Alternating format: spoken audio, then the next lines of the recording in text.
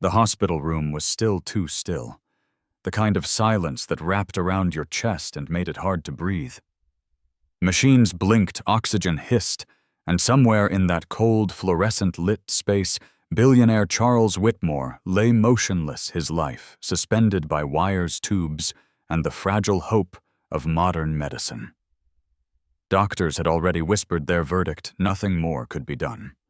But just as the last light of expectation flickered, something unexpected happened. A soft voice, clear and trembling, rose from the foot of his bed. It wasn't a nurse. It wasn't a doctor. It was a child, barefoot, clad in a mud-stained gray dress that hung too loose on her thin frame.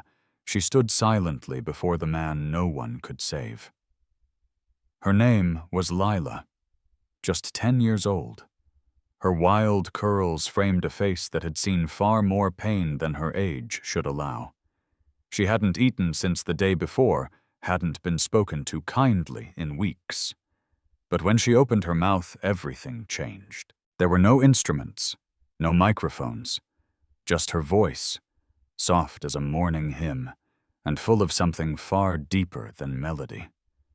It drifted through the room like sunlight cracking through storm clouds. And then, Charlotte's finger moved. A gasp escaped the nurse by the door. Within moments, the billionaire's eyes fluttered open for the first time in weeks, and locked on the girl who was never supposed to be there. And that was only the beginning. Just 3 days earlier, Lila had been weaving through the chaotic alleys of Iron Bend Market, balancing a sack of tomatoes on her head while dodging potholes and plastic wrappers. The scorching Georgia sun beat down without mercy, but Lila never complained. Hardship had long since become her normal. 2 years ago, everything she knew, her home, her parents, her childhood, was shattered in a single moment. A brutal car crash claimed both her mother and father. Miraculously, Lila survived without a single scratch. But instead of being seen as a miracle, she was branded a curse. Her Aunt Myrtle, standing stiff at the funeral in a wide-brimmed hat and clenched jaw, didn't shed a tear. That child, she hissed through gritted teeth, is no blessing.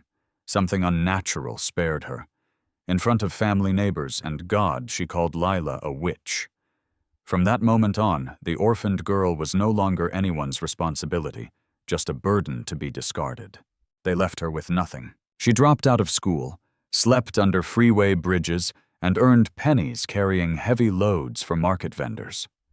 At night, with hunger twisting in her belly, she would curl up beside the concrete pillars and sing soft lullabies her mother once hummed, trying to remember a time when she was loved. Her voice became her only shelter, her only prayer. Sometimes passers-by would pause, tears silently sliding down their cheeks. One woman once told her, "You have the kind of voice that reaches where medicine can't." That memory stayed with her. Along with a dream, a strange, powerful dream. In it, she sang to a man lying in a bed, lifeless and pale. And somehow, through her song, he came back. He smiled at her, touched her forehead gently, and said, "You are more powerful than you think." She clung to that dream like a lifeline. So when Lila wandered near Crestfall General Hospital that fateful Wednesday morning, stomach growling, she wasn't just looking for scraps. She was searching for something, though she couldn't say what. And when she overheard 2 medical staff whispering about a man who had given up on life, her heart stirred. That's when she stepped forward barefoot and softly said, "I think I can help him." The nurse and orderly exchanged glances when Lila made her quiet offer. One raised an eyebrow, the other smirked.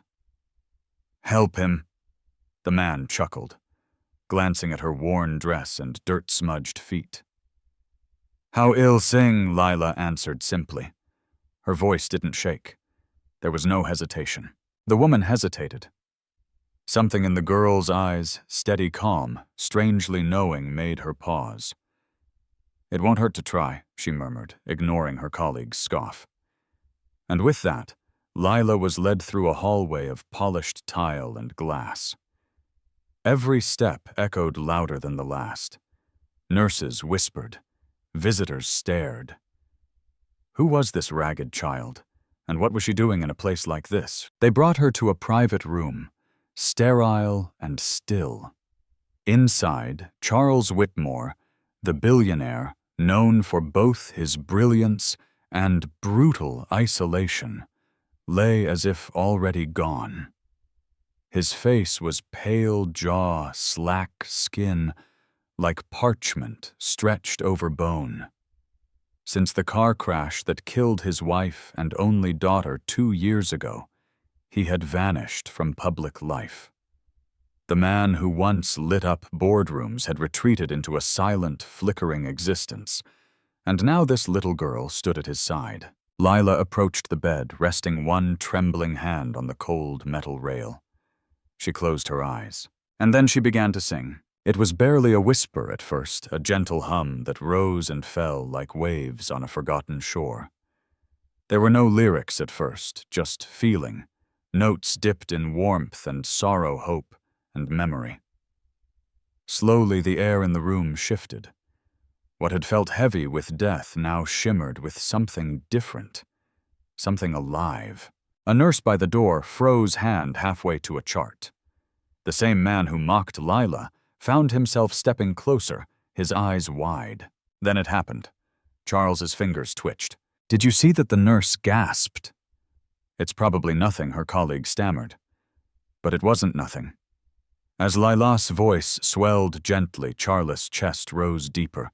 His lips parted, his eyelids fluttered, and finally, slowly, he opened his eyes, and the first thing he saw was her. The girl with the voice that called him back from the edge. The room erupted in hushed disbelief. Nurses rushed in. The attending physician checked Charles Whitmore's vitals with shaking hands. His heart rate was stabilizing, pulse strong, breathing steady. And yet all eyes remained fixed on the barefoot girl, standing calmly at his bedside, still singing, as if the laws of medicine and miracles had just rewritten themselves around her. By morning, news spread through Crestfall General like wildfire. The billionaire is awake. A street girl healed him with her voice. A miracle child, some called her. But Lila didn't understand the fuss. When the hospital director asked what she wanted, she made only one request. Can I sing for him again? And so she did, morning and night. No speeches, no explanations. Just her hand in his and her voice lifting like sunlight through cracked blinds. Charles never said much, but his eyes, those weary, haunted eyes, began to soften each time she walked in. On the third morning, he spoke. His voice was rough, barely more than a whisper. I don't know who you are, he said, but your voice had found me. Lila's eyes widened. You're awake, she breathed. Charles smiled faintly. I'm not dead, am I? She shook her head. No, sir, because I still need you. Tears filled his eyes. For the first time in years, he wanted to live. Meanwhile, whispers of Lila's story rippled beyond the hospital. Vendors at Iron Bend Market murmured, Isn't she the one who carried yams for Mrs. Dalton? Others scoffed. But none of her old relatives knew. Not yet. Back inside the hospital, a quiet meeting took place. The hospital director, Charles' personal attorney, and the attending doctor gathered to discuss the girl. No family, no home, no school, the doctor said. Charles sat upright in his bed, staring out the window, voice steady for the first time in weeks. She gave me more life than any medicine, he said. The lawyer leaned in. Sir, are you saying? Charles nodded. She saved me. Now it's my turn to save her. Just as hope seemed to bloom, a shadow stepped through the hospital doors. That afternoon, as Lila rested in her first real bed in years' clean sheets, a soft gown, and the comforting hum of safety, someone knocked. A nurse opened the door to find a woman wrapped in bright fabrics, reeking of too much perfume, and something colder underneath bitterness. Her lips were painted loud, but her voice was sharper than her lipstick. "Where is she?" the woman snapped. "I'm her family. Her aunt." Lila heard that voice from behind the curtain and froze. It was Myrtle, the very woman who had stood at her parents' funeral and called her a witch. The one who had turned away from a grieving child, leaving her alone in the world without a second thought. That voice was thunder in her chest. The nurse blinked. "And you are in her blood, her only family." Myrtle insisted. "I've been searching for her for years." But it was a lie, and Lila knew it. Just then another figure appeared. Tall, composed, strong. Charles Whitmore stepped into the hallway, now walking on his own. He looked at Myrtle with narrowed eyes. "Excuse me," he said calmly. "You claim to be her relative." Myrtle's demeanor shifted instantly. "Oh, Mr. Whitmore. Thank God you're better. Yes, she's my niece. I've been so worried." "Where were you the past 2 years?" he asked, voice cold. "I didn't know where she was," Myrtle stammered. Charles cut her off. "Funny, because she told me her family left her at a gravesite and never looked back, called her names, abandoned her." Behind the curtain, Lila stepped forward. Her voice was steady but cut like glass. "She's lying." The hallway fell silent. Myrtle turned locking eyes with the girl she once discarded. But this wasn't the trembling child she'd left behind. Lila stood taller now, clean, calm, and unafraid. "You called me a witch. You said I killed my parents. You left me in the street. Too was grieving." Myrtle stuttered. "No," Lila said. "You meant every word." Charles turned to the guards. "She's not welcome here." Myrtle's protests were swallowed by the sound of her own footsteps as security escorted her away. "You'll regret this," she shrieked. But Lila didn't even blink. For the first time, someone had stood up for her, and she finally stood for herself. While the hospital buzzed with stories of Lila's miracle and Charles Whitmore's recovery, a darker presence stirred across town. In a dimly lit study lined with dusty ledgers and inherited pride, a man named Curtis Whitmore. Charles' estranged cousin watched the news replay for the third time. His lips curled into a sneer as Leila's face flashed across the screen. "A beggar girl in the will," he muttered, swirling a glass of brandy. Unbelievable. Curtis had been waiting in silence for years. When Charles withdrew from public life after the accident, Curtis assumed his cousin wouldn't last long. He even began preparing to step in quietly, gathering influence, advising shareholders, calculating what would soon be his. But now everything was unraveling. That girl, that street child, was ruining everything. He picked up his phone and dialed. A voice answered in a low, hushed tone. "Yes, sir." Curtis leaned forward. "We need to act. I don't care how you do it, but that girl has to go. She doesn't belong there. She's standing in the way of everything I've built for." The voice on the line paused. "Are we talking quietly or permanently?" Curtis' voice dropped to a whisper. "Whatever it takes." Back at the mansion, Lila had no idea danger was already circling. Her days were filled with warmth. She'd only dreamed of hot meals, soft blankets, real laughter. She'd begun flight simulator training with adult-level accuracy. Charles had enrolled her in school, but also something more, something that gave her heart a deeper purpose. With his help, she launched Sing to Heal, an online space where people battling depression could listen to voices like hers and find peace. But even in comfort, Lila couldn't shake the feeling that something was wrong. And then one evening it happened. She was about to eat dinner when her stomach twisted. The rice smelled off, too sharp, too sour. Something wasn't right. She called the head chef, Mr. Dean, who rushed to her side. One sniff and his face dropped. "This rice is poisoned." The plate was rushed to the lab. Results confirmed nitrat poison. Charles was livid. Security footage had been tampered with. The maid who brought the food vanished. And for the first time since being adopted, Lila didn't sing that night. She sat in silence, clutching the bedsheets, while far away Curtis raised his glass and whispered to no one, "Next time we won't miss." The days that followed were filled with fear Lila couldn't quite name, but she could feel it, like cold fingers brushing the back of her neck. Her instincts, sharpened from years on the street, told her that poison wasn't the end of it. It was just the beginning.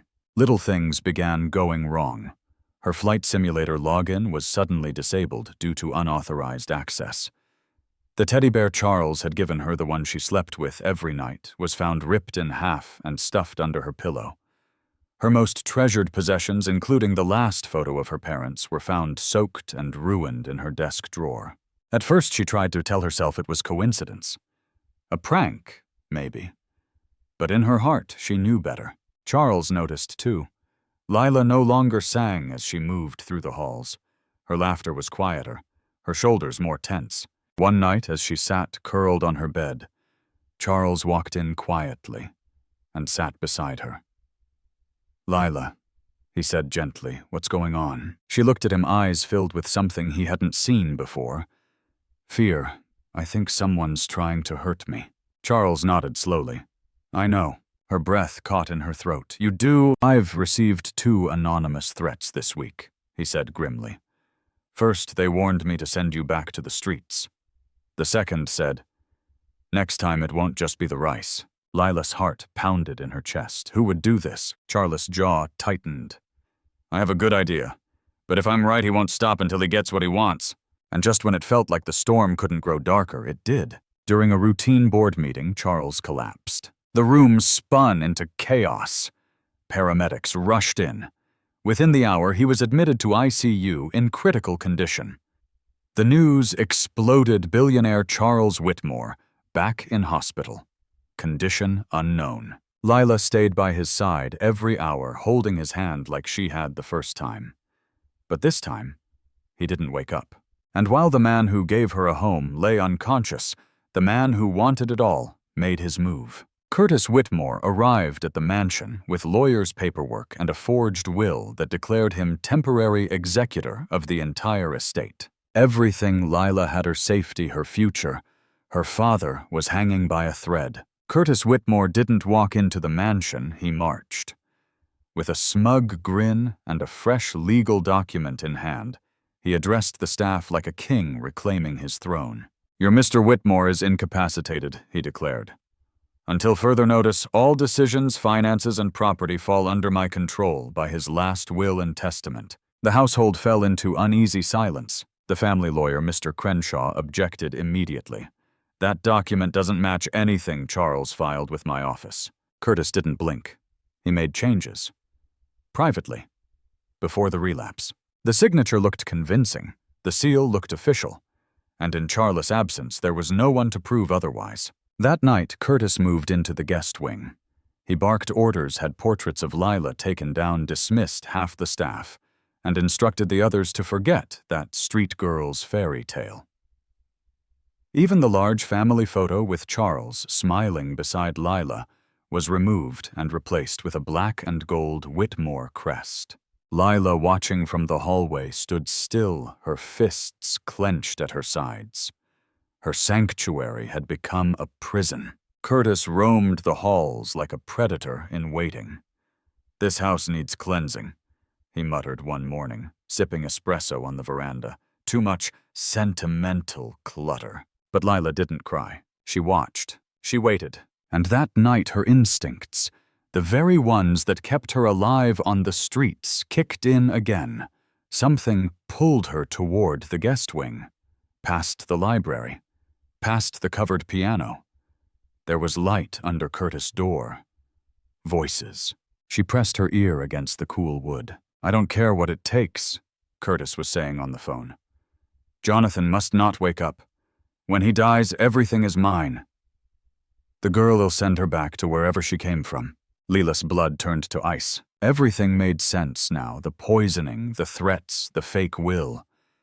It was never about her. It was about power, about greed. And Charles' life still hung in the balance. She ran not away, but toward something bigger, justice. The next morning, the mansion was eerily quiet until footsteps echoed through the marble foyer. Lila entered in a clean white gown, eyes blazing. By her side stood Mr. Crenshaw and a police officer.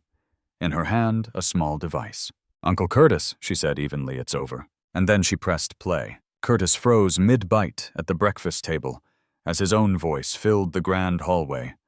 Jonathan must not wake up. When he dies, everything is mine. The color drained from his face. Staff gasped. Mr. Crenshaw nodded to the officer who stepped forward. "Curtis Whitmore, you are under arrest for attempted fraud conspiracy to commit murder and forgery." Curtis sprang to his feet, stammering, "This is a setup, that recording is fake." But the truth was undeniable. The police cuffed him as he shouted curses down the hall. Lila stood silently, chin high. Her hands no longer trembled. Later that evening, she returned to the ICU. Machines still blinked, but Charles hadn't stirred. She pulled up a chair, took his hand, and sang "On Last Time." Her voice was stronger now, clearer, full of fire and grace. "You gave me a name when I had none, now don't go where I can't follow." And then his fingers moved. His chest rose, his eyes opened. "Lila," he whispered. Tears rolled down her cheeks. "I never left." Sometimes the smallest voice holds the greatest power, not because it's loud, but because it carries truth, love, and the courage to stand alone. Lila had no money, no protection, no family, but she had purpose. And with it, she turned fate around. Let this story remind us: never underestimate someone just because they come from hardship. Strength isn't measured in wealth, it's measured in heart. If this story touched you, leave a comment below. What would you do if you had a voice that could heal? Don't forget to like, subscribe, and share for more inspiring tales that prove even the quietest voices can echo forever.